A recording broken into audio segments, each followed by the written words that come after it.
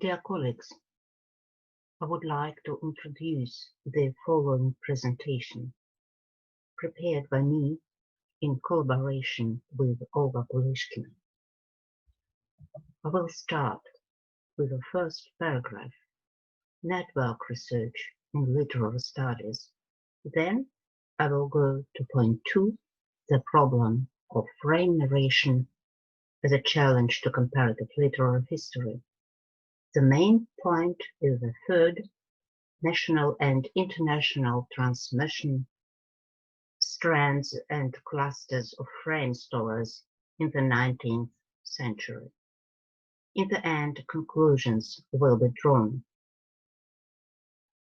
Almost 10 years have passed since Franco Moretti's groundbreaking network-oriented study of the constellation of characters in Shakespeare's Hamlet and in Charles Dickens' novels appeared. Even earlier, at the beginning of the 20th century, the practical application of social network analysis began in the research of extended narratives in Marvel Comics. These approaches, whose roots can be traced back to Boris Yerhos and Marcus Salomon's favoring of precise methods in literary studies, are now being explored in the context of digital humanities working with big data as part of large international projects and insightful studies that present actors of epic and dramatic works and entire narrative cycles as networks. This approach was apostrophized by Pierre Rilke as literary scientific network analysis, literaturwissenschaftliche Netzwerkanalyse, LINA. In addition to this undoubtedly productive approach, a different view of literary networks has emerged in recent years, which focuses less on the work's inherent system of constellations of persons or interactions within the literary work itself, but rather on the respective epoch-specific literary enterprise. This approach to network analysis has the advantage that it corresponds methodologically both with the widely known theory of the literary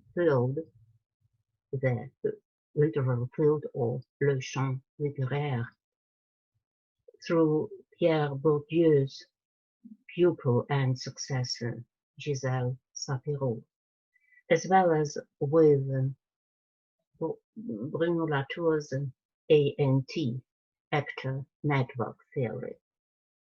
And at the same time, with the cultural transfer method by Michel Espagne, which is well suited for intercultural studies and is empirically based and thus appears to be practically suitable for the solution of literary, historical, and comparative tasks. A practical approbation of such understanding of literary networks, namely as connections between the emergence, publication, and reception of literature, took place in two research projects, one in Berlin and the second in Bielefeld, which focused on the European 18th century. They are presented in the special issue of the journal Zeitschrift für Germanistik and in the collection of articles, both of which were published in 2019. As can be seen from these studies, the networking of authors in the 18th century was mainly reflected in the widespread postal contacts, to which individual literary associations and isolated publishing and magazine projects of no great breadth of impact were added. These networks, for all their importance, inevitably turned out to be thin on the ground in purely quantitative terms compared with the structures of the 19th century, whose network connections encompassing Europe and the whole world are now visible for the first time in a real and immediate way thanks to two major technical achievements such as railways and telegraphy. The period between the middle of the century and the First World War, just 6 decades, was a period of unprecedented networking. This is all the more striking because many of these networks were torn apart again during the First World War and in the decades that followed. Particularizing forces emerged. If one describes the formation of worldwide networks as globalization, then the period between about 1860 and 1914 was that of striking surge in globalization. Thinking in networks was only a form of intuition in the 19th century at all. Being the time of formation and growth of social networks in the modern sense of the word, the 19th century, especially in its second half, appears in Europe as an era of substantial activation and qualitative growth of supranational literary communication.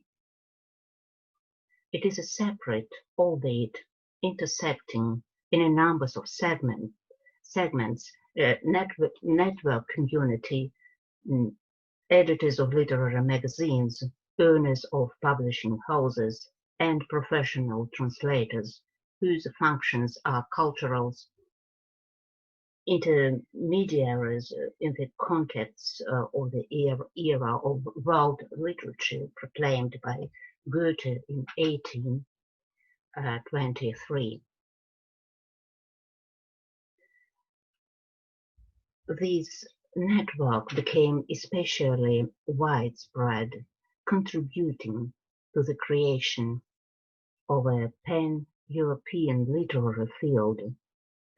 In the context of this area, the communicative and transmitted substance became not only the moments of the content of the pan-European or national history, but moreover the elements of the art form, which include, in particular, a framework narrative and the figures of an extra diegetic narrators. Our task in this topic is hereby to provide a network methodological approach to the literary of 19th century, which is to be carried out in only one aspect of the dissemination of framework narratives or novellas. Methodologically, we focus on the problems of traditional comparative literature, which in this case, one would like to believe, can be put into a different, more modern, and thus more productive light. Canon-related barriers and limitations too often distorted the picture in traditional comparative analysis. network analysis can supposedly be more objective. Jürgen Osterhammer drew attention, though rather critically, to the lack of hierarchy in the network structure. The network is a metaphor, as vivid as it is deceptive. Networks make connections in two dimensions. They are flat, structures of flat space. The net has no relief. Network analysis in the social sciences, useful as it is always in danger of overlooking or underestimating hierarchies, i.e. the vertical or third dimension.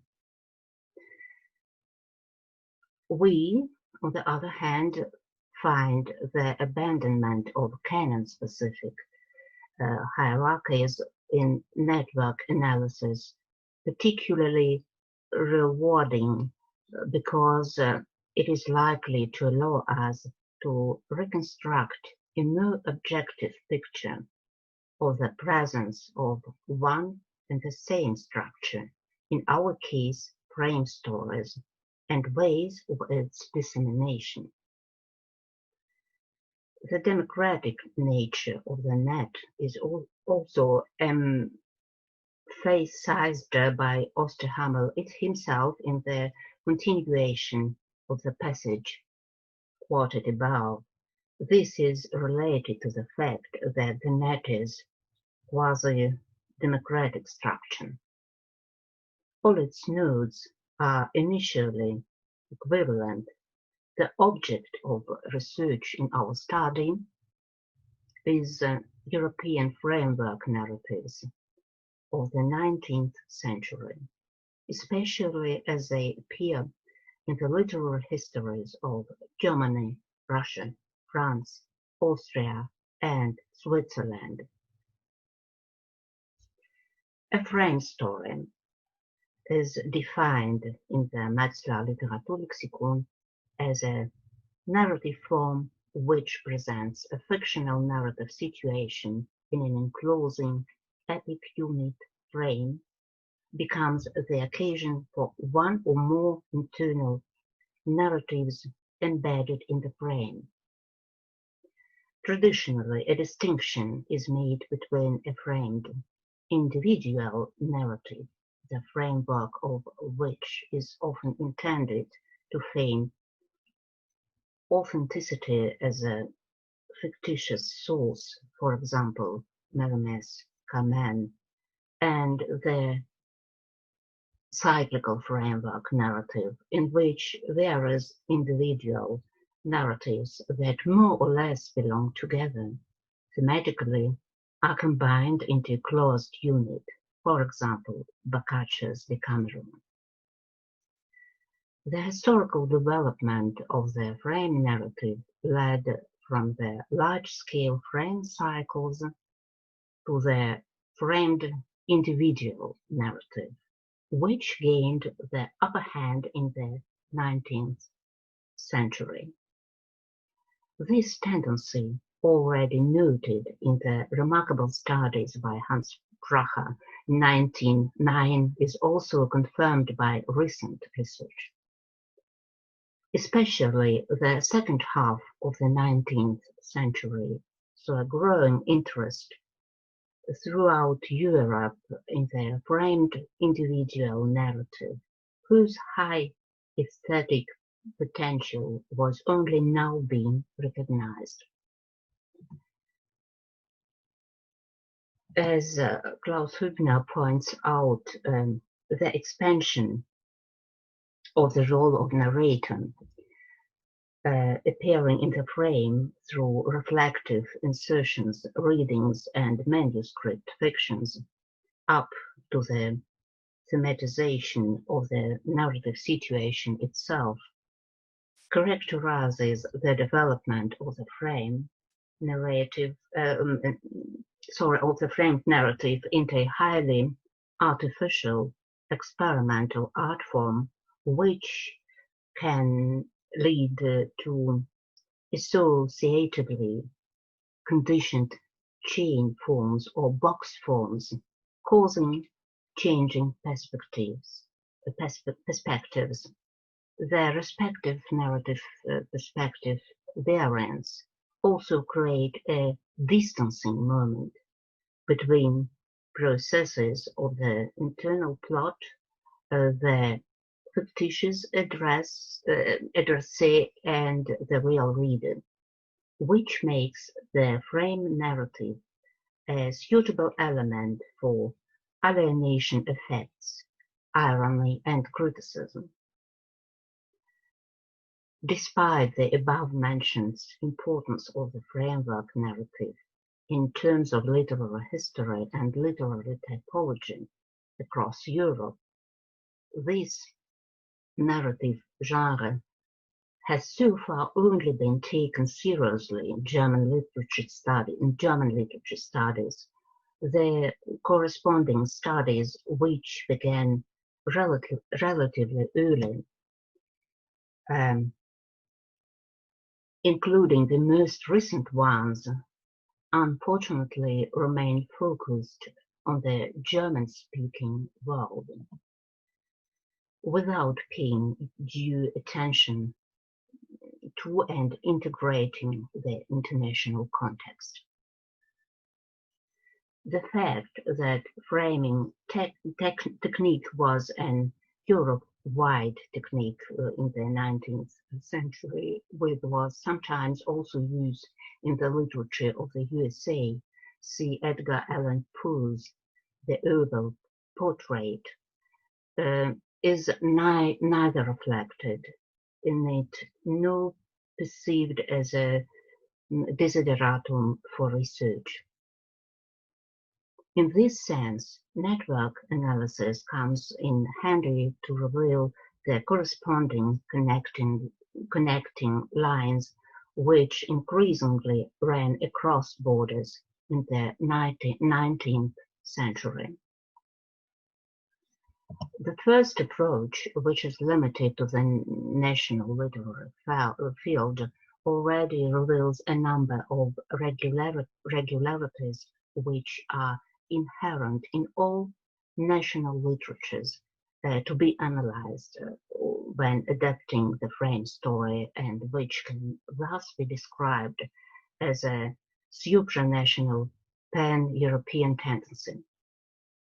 The first of these peculiarities is the presence in all five national literatures of authentic classical examples of frame narratives which, as a narrative cycle or as a single frame narrative, fall into the first half of the century and are regarded by their successors in the second half of the century as patterns of orientation. In addition to these patterns, secondly, foreign impulses also have an effect on the successors, which become more and more active thanks to the lively and ever more intensive publishing, translation, and print media business, but also as a result on the increasing communication between authors by letter. Finally, in the last third of the 19th century, in all five cases, there is a deliberate and reflected complication and refinement of the frame narrative process, so that the development of the frame narrative into a modern, highly artificial, experimental art form, as suggested by Klaus Hübner above, can be registered among representatives of the frame narrative in all five national. Take German literature as an example. The earlier narrative cycles of the German literature tradition by Goethe, Tieck, Hoffmann, Wieland were promptly replaced by the individual framework narratives by Wilhelm Hauff and Paul Heyse. Finally, in the last third of the 19th century, in all 5 cases, there are deliberate and reflected complication and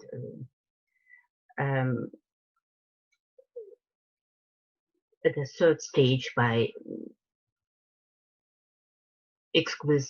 exquisitely organized framework stories of Theodor Storm came in the German literature. Roughly somewhat, we can say that we observe the same 3-part scheme in France, presented at the first stage by Honoré de Balzac, on the second by Prosper Mérimée, on the third by Guy de Maupassant. In Russian, representatives of the 3-stage identified can be called respectively Alexander Pushkin, Ivan Turgenev, and Nikolai Leskov. If we talk about Austrian literature of the 19th century, it will also be possible to conditionally distinguish representatives of 3 stages: Franz Grillparzer, Adalbert Stifter, and Marie von Ebner-Eschenbach. Finally, as applied to Swiss literature, such representatives are Jeremias Gotthelf, Gottfried Keller, and Konrad Ferdinand Meyer. In the end, I would like to draw attention to 2 persons from the middle of our 3-part ligaments, Paul Heyse and Ivan Turgenev. The most renowned figure in 19th century German language literature, Heyse, Paul Heyse, was the first German author to be awarded a Nobel Prize in 1910. Even of his own framed stories, as his entire work is considered trivial nowadays, he remains, in terms of literary history, one of the strongest actors in the literary field in Europe in the later 19th century, judging by his habitus, symbolic capital, net density, and intensity of networking. His project of the Novellenschatz, treasure of novellas, which Heyse realized in the 1870s, 1880s, as a collection of initially only German language, but then of also foreign novellas, of which the most solid part were the frame novellas favored by Heyse. Thus, the large number of eminent authors in our 5 series with their frame narratives, Turgenev, Keller, Meyer, Storm, Ebner-Eschenbach, Grillparzer, also found their way into this collection, which was tantamount to a canonization of both the work and the author. Ivan Turgenev's unique function as a mediator have been repeatedly confirmed and documented in the extensive research literature at various levels. In the projection onto the network of European framework narratives, Turgenev's function, along with that of Heyse, proves to be a clearly leading one. His personal and postal contact with Heyse and Storm, which was consolidated during his several years stay in Germany, led to the formation of a significant cluster whose further branching contacts to and between the nodes of German language literature via Heyse to Meyer, via Storm to Keller, via Turgenev himself to Zahamazov and Abner Eschenbach, both of whom were also directly connected to Heyse. Yeah, so this net found links via Turgenev to the French literary network with Marnet and Maupassant. In the years 1875, 1876, thanks to Turgenev, the continental European network was opened up to the English-speaking framework and narratives via Henry James, who lived in Paris and met Turgenev. However, Anglo-American network segment had to be excluded from this study for reasons of scope. So, we pass to conclusions. The first network-specific approach to the substance of the European framework narratives brought three insights, which are of great importance for further investigation of the problem. Firstly, the democratic potency of the net structure, which in its comprehensive two-dimensionality really transcends national borders, helped to form a clear and vivid picture of the landscape of the European frame narrative, a matrix which can be further expanded and deepened or, in terms of network density, intensified, supplemented by the other actors and texts. Secondly, network analysis also helped to circumscribe structural features of the network, primarily by separating its strong and weak nodes and edges and significant clusters. Thirdly, the analysis of a subject traditionally associated with comparative literature yielded a methodological effect that can hardly be underestimated, as a result of which network analysis potentially seems to be a modern and active addition to traditional comparative analysis. Thank you for your attention.